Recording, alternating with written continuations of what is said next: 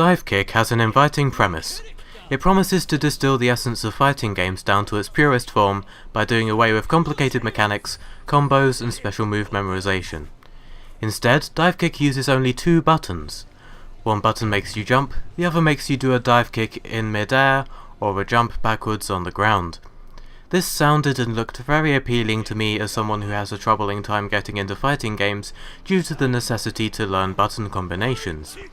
However, I find the game rather disappointing. Before we go into gameplay, let's talk about presentation.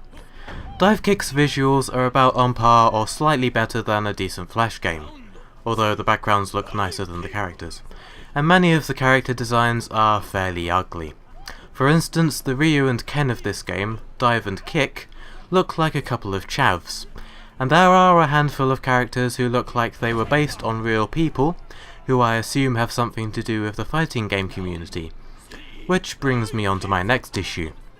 For a game that supposedly appeals to those who aren't so into fighting games, Divekick seems to want to alienate said audience in preference of those who are avidly interested in fighting games and esports. While there are jokes that anyone could understand, such as characters that are parodies of fighting game character archetypes, much of the game seems dedicated to in-jokes and references that will fly over the head of anyone with little knowledge of the fighting game community, me included.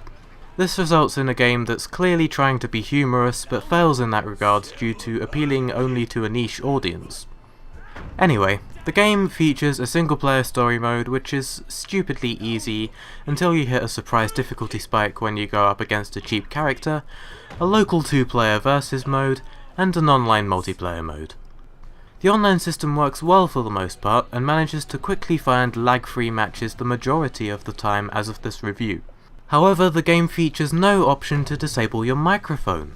So if your microphone remains plugged in while you play, your opponent can hear everything, and if you forget to mute your opponent before you ready up, then prepare for a potential annoyance. But now down to what really matters, the gameplay. It is of course very simple, and nobody should have any trouble getting to grips with how it controls. However, I feel this simplicity makes the game rather frustrating. There's little to no depth involved in the game, and it merely involves striking the other player while they're in the right position for you to do so, and avoid being hit yourself.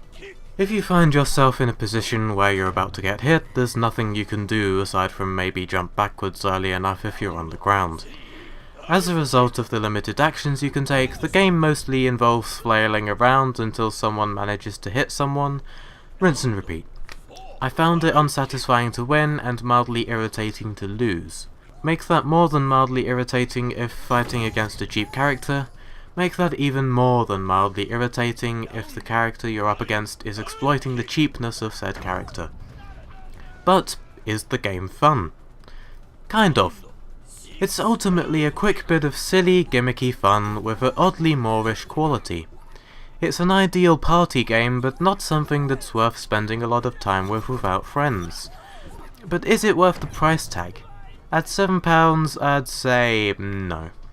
Really, this sort of thing would work well as a Flash game or a mobile game for a cheap price. However, if Divekick has grabbed your interest like it did mine, or if you're looking for a quick and accessible 2-player competitive party game, it's probably worth a romp if bought in a Steam sale.